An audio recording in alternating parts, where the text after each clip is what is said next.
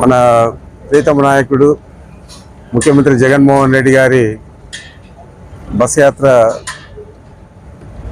మొట్టమొదట ఈ ప్రొద్దుటూరు పట్టణంలో జరుగుతూ ఉంది. తప్పకుండా ఇది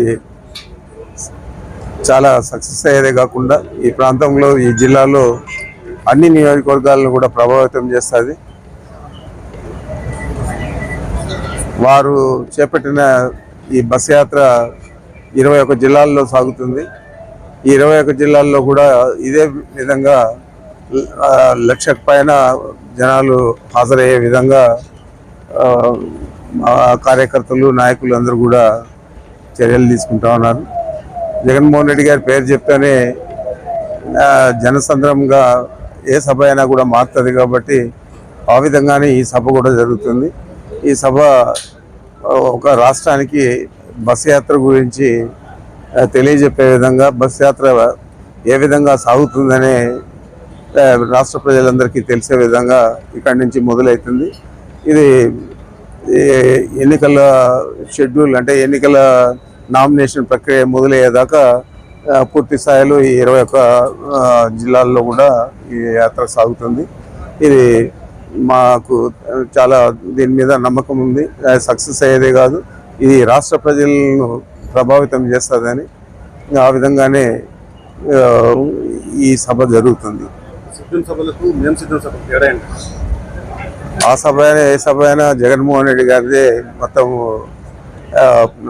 వారు మాట్లాడే మాటలు కానీ, వారు ప్రజలకు కనపడే విధం కానీ, అభివాదం చేసే విధం కానీ వారే ప్రభావితం చేస్తారు తప్ప ఏ సభకు ఈ సభకు ఏ సభకు తేడా ఉండదు. అన్ని సభలు కూడా రాష్ట్రాన్ని, ఒక రాష్ట్ర ప్రజలను కదిలించే విధంగా, వైఎస్ఆర్ కాంగ్రెస్ పార్టీకి అనుకూలంగా విజయాన్ని సాధించే విధంగా ఇవన్నీ కూడా సాగుతాయి.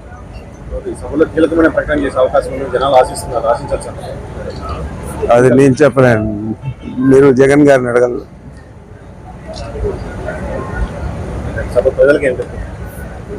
ప్రజలకు వారు చేసిన పనులన్నీ చెప్తారు. రాబోయే 5 సంవత్సరాలు ఏం చేయగలుగుతారో చెప్తారు.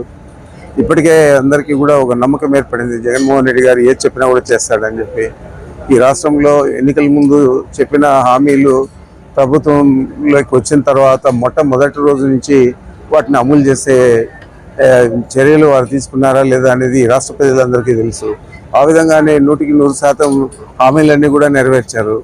మరి ఒక నమ్మకం ఏర్పడింది, సామాన్య ప్రజలందరికీ కూడా ఒక నమ్మకం ఏర్పడింది, జగన్మోహన్ రెడ్డి గారు చెప్తే చేస్తారు. అదే చంద్రబాబు నాయుడు ఏది చెప్పినా కూడా అధికారం కోసం తహతహలాడుతూ మాట్లాడతాడు. ఎన్నికల తర్వాత వారు ఇచ్చిన మేనిఫెస్టోను కూడా కనపడకుండా చేస్తాడని చెప్పి ఈ రాష్ట్ర ప్రజలకు అందరికీ తెలుసు. అదే పద్ధతిలో రాబోయే 5 సంవత్సరాల్లో కూడా జగన్మోహన్ రెడ్డి గారే ఈ రాష్ట్రానికి సుపరిపాలన ఇవ్వగలుగుతాడు.